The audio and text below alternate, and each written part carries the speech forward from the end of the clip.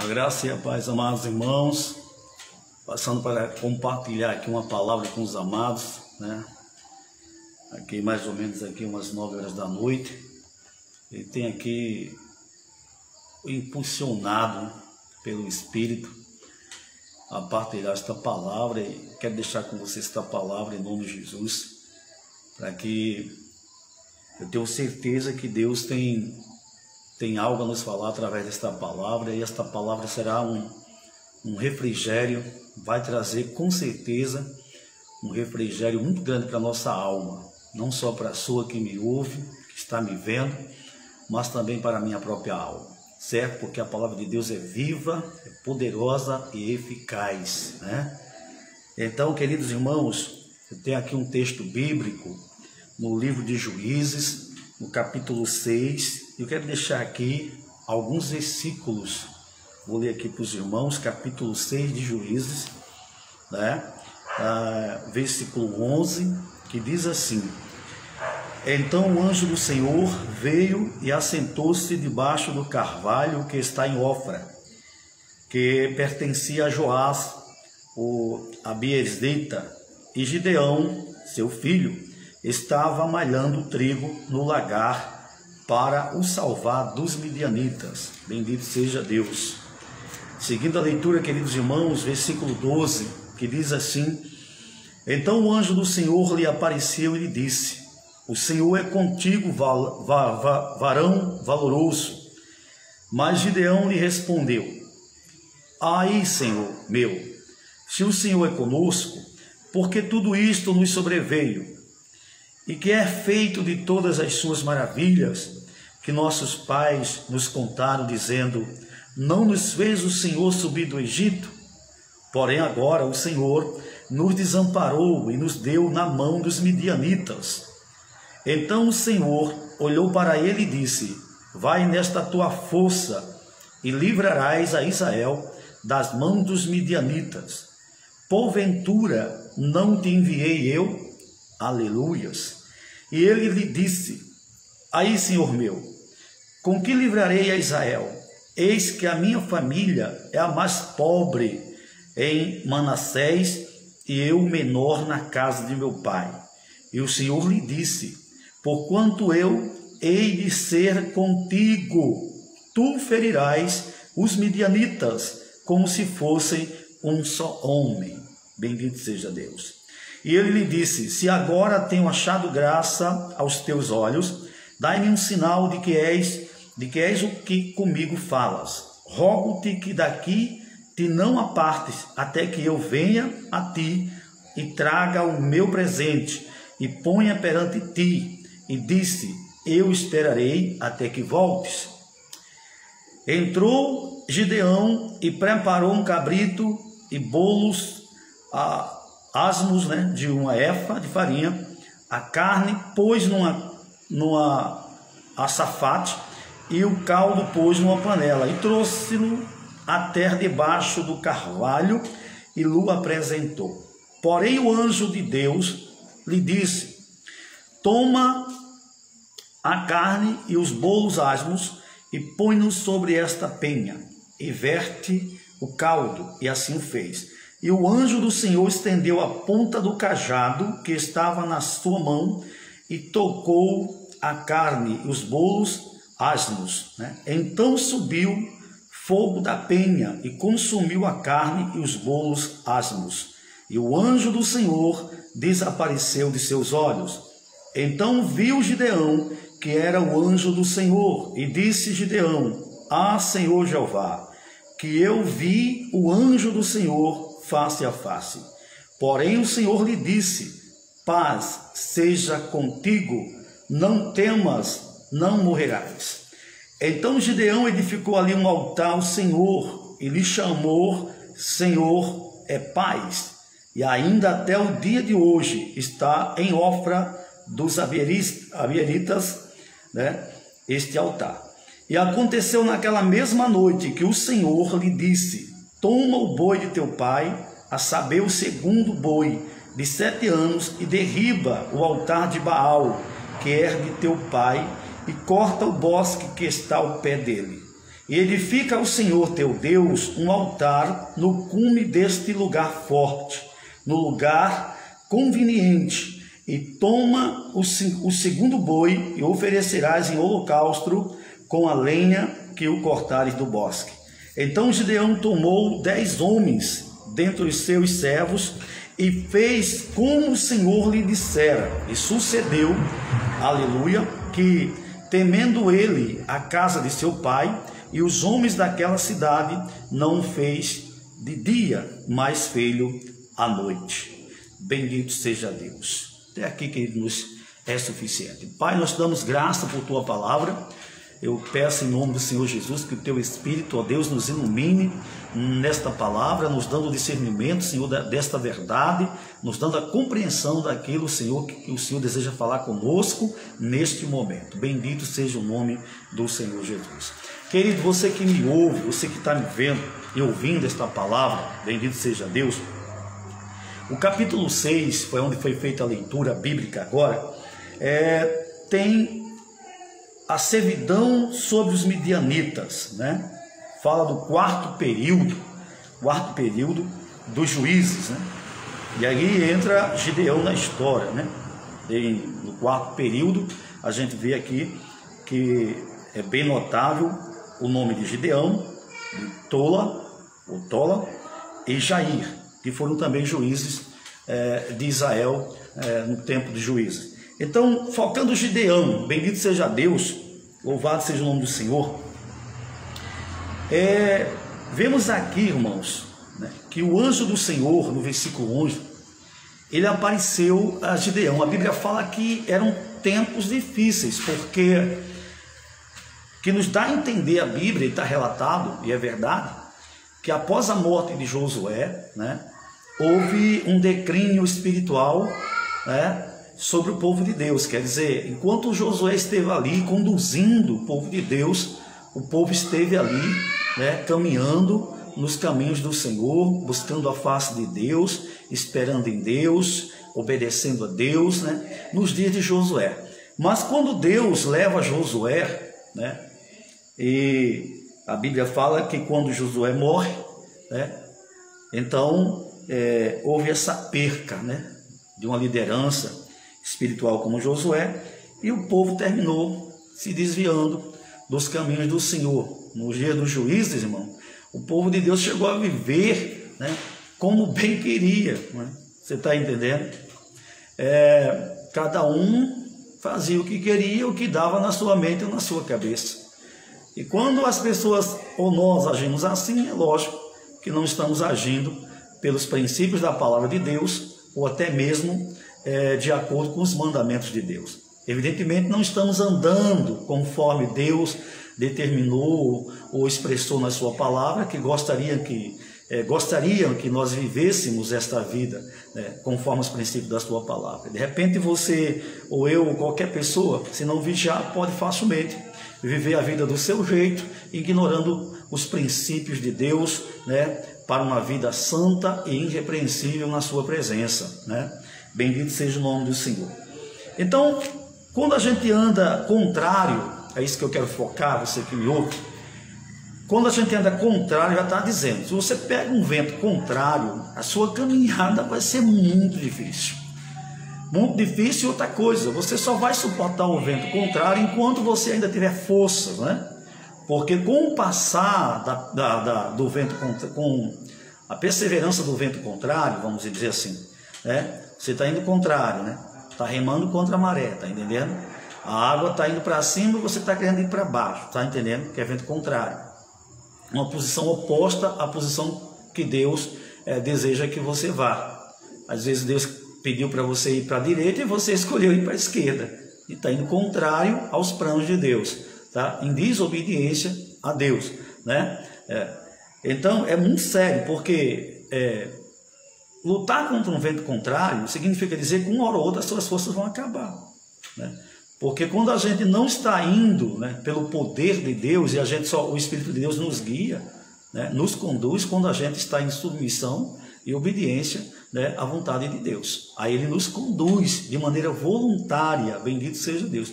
Mas quando a gente não leva a sério o que Deus fala conosco, ou ignora os princípios da palavra de Deus, então a gente está indo pela nossa própria força, né?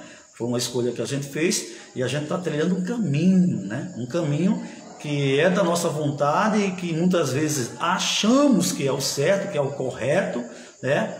E quando alguém fala que esse caminho não é um caminho apropriado, não é um caminho que está de acordo com as palavras de Deus, a gente até questiona aquela pessoa, né? Falar que aquela pessoa quer ser santa demais, né? Que aquela pessoa não sabe de nada, mas quer se examinar, se examine segundo as Escrituras, certo?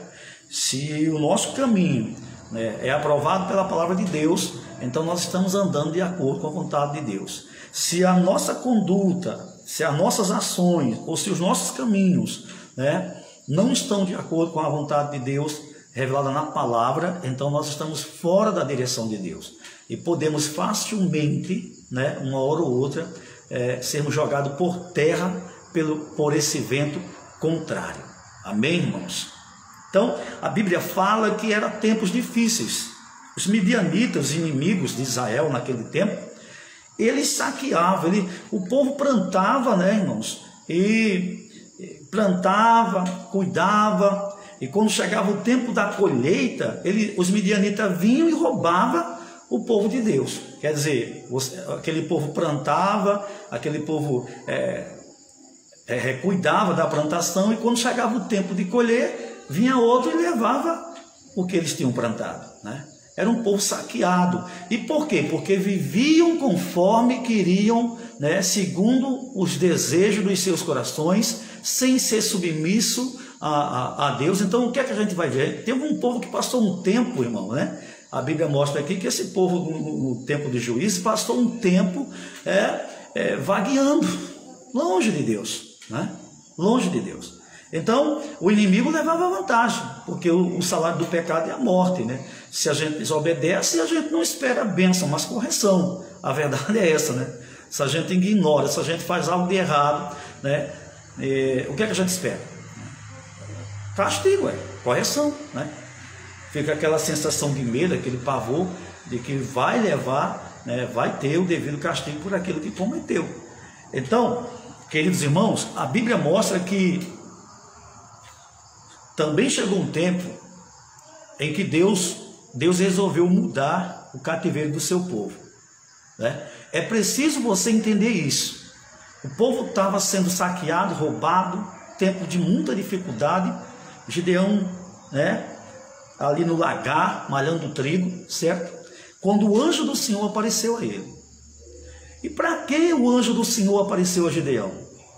Para levantar um líder para abençoar o seu povo. Eu quero que você entenda isso. Você que está me vendo, você que está me ouvindo, né? Eu quero que você entenda isso, né?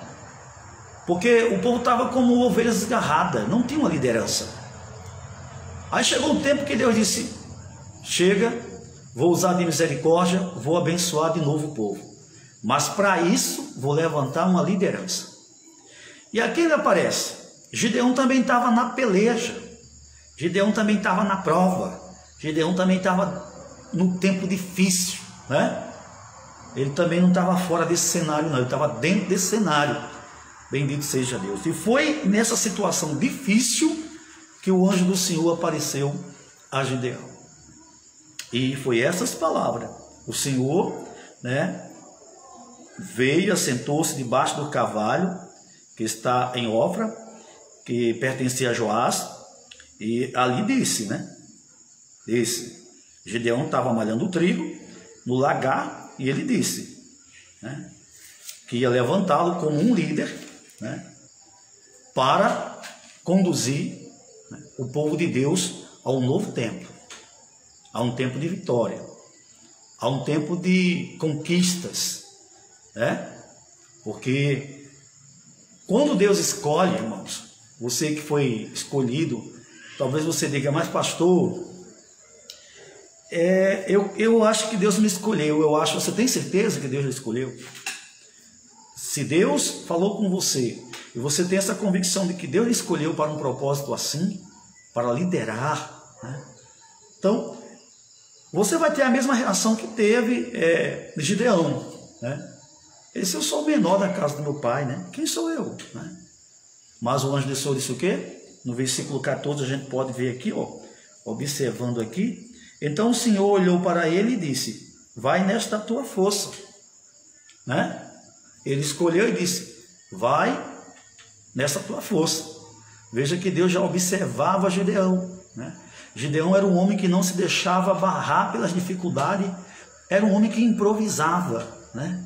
Ele não se deixava vencer pelas dificuldades, ele perseverava, era perseverante, né? E com essa perseverança ele conquistava em tempos de dificuldade e assim mantinha, né, também um alimento para a sua família, né? E Deus contemplou isso. O que era Gideão? Um homem guerreiro, um homem disposto, um homem que perseverava, um homem perseverante naquilo que buscava, um homem que estrategista, um homem que tinha estratégia, um homem que não se deixava, né, impedir, né, pelos inimigos. Então nós vemos isso aqui. E Deus disse no versículo 14, né, quando Gideão questionou que era o pequeno, né? Eu sou pequeno, quem sou eu, né? Aí Deus disse: vai nessa tua força, né? E livrarás a Israel da mão dos midianitas. Você está vendo? Você está vendo? E livrarás a Israel, meu povo, das mãos dos midianitas. Porque Deus estava levantando uma liderança, né? Para quê? Era para abençoar Gideão? Não. Para abençoar o povo. Deus levantou um líder para abençoar o seu povo, para trazer um novo tempo para o seu povo. Bendito seja o nome do Senhor.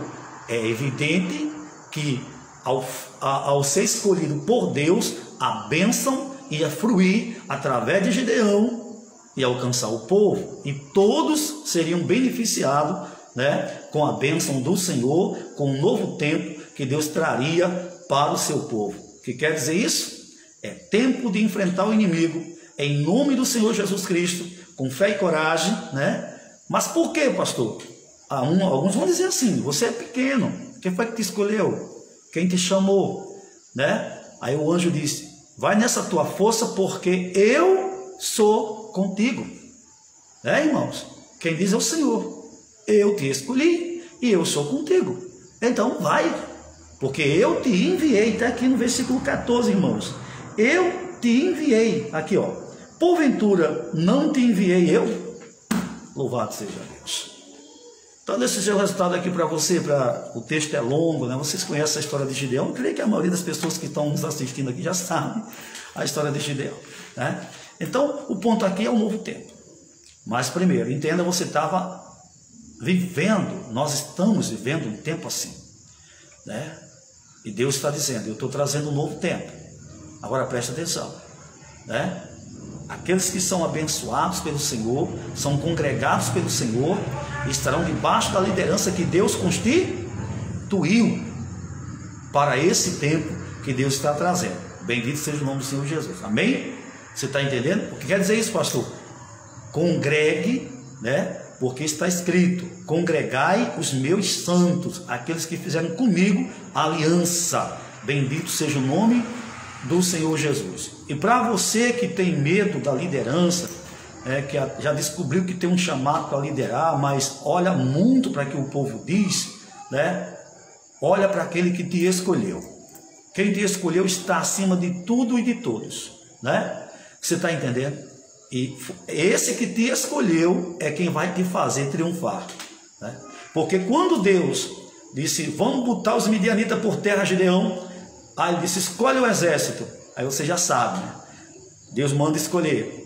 Gideão, 32 mil. Irmãos, um exército de 32 mil para lutar contra os midianitas. Então dentro de si o homem já estava pensando: a vitória é nossa, o exército é grande, né? Olha aqui, Senhor, estamos prontos para a guerra. Aí o Senhor disse o quê? O Senhor disse para Gideão: tem gente demais. Deixa eu mostrar para tu aí que a gente não sabe escolher. Eu estou dizendo a gente, né? Deus disse: Gideão, diga aos frouxos, covardes, né, que voltem. Só canta esse corinho aí, né? E aí ele cantou. E o que aconteceu, irmãos? 10 mil. Só em ouvir o corinho. Frouxo, covarde, forte. É porque, o que é que isso nos ensina? Isso nos ensina que nós não sabemos escolher. A gente olha para a beleza, para a estrutura física de alguém e a gente logo diz, é isso aí que a gente está precisando.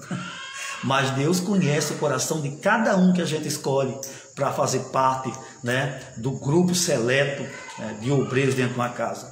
Deixa eu dizer uma coisa para você que está do outro lado, viu? Você que é um líder, você que lidera, né? Deus vai te dar a vitória e é com poucos, viu? Para a glória do nome dele. Bendito seja o nome do Senhor. Aí, irmãos, sabemos que Deus, depois de ficar 22 mil, Deus fez outra batida, né? E no final de tudo, sobrou Gideão e os 300. Gideão e os 300. De 32 mil só ficou 300. Mas pastor, como é que a gente vai vencer uma guerra com 300? Tem uma diferença, irmão. 300 escolhidos, provados e aprovados por Deus, para estar com Gideão no momento da batalha e triunfar em nome do Senhor. Você está entendendo? Que você compreenda isso, né? Que você estenda a mão para aquele que Deus já mostrou que levantou, né? Que está com ele, e que você estenda a mão e faça parte desse grupo e seja um com o Senhor no projeto aí. Você está entendendo? Porque é importante entender, né? Deus sabia que se desse vitória, né, com 32 mil, a glória não seria dele, né? E eu dizer que o exército era grande, né, que tinha soldados bastante, então a glória não seria para Deus. Então o que é que Deus faz? Deus deixou 300, mas não 300 escolhidos pelo homem, né? 300 escolhidos pelo próprio Deus. Para quê? Para fazer parte do grupo de Gideão, né? Para guerrear em nome do Senhor e triunfar em nome do Senhor. Então, se você entendeu o que Deus está falando para você nesse exato momento, a vitória é nossa. Não olhe para os seus, né, para você mesmo, não olhe para as pessoas que questionam a sua chamada, o seu ministério. Não, olhe para Deus, né? Se lembre que foi Deus que te chamou e é Deus que vai te fazer vencer, certo? A vitória é nossa. E as pessoas que vão estar com você são pessoas que Deus escolheu. E essas pessoas vão ficar com você, certo? Porque Deus escolheu. Deus provou e aprovou essas pessoas. Mas não se preocupe, a vitória é nossa. Porque Deus já nos deu vitória e um novo tempo foi preparado para o povo de Deus. Se você crê, tome posse da palavra, né? Deus é conosco, né? Deus está falando de um tempo de mudanças, né? Tinha-se um tempo de opressão e agora vem um novo tempo, um tempo de libertação, um tempo de restauração, um tempo de restituição. Esta é a palavra do Senhor nesta noite, eu compartilho convosco, espero que você tome posse desta palavra, né? E que você possa entender que Deus te escolheu, não só para ouvir esta palavra, mas também para fazer a diferença. Amém? Até a próxima, em nome de Jesus. Que Deus os abençoe, queridos, sempre, hoje e sempre. Amém? Até lá.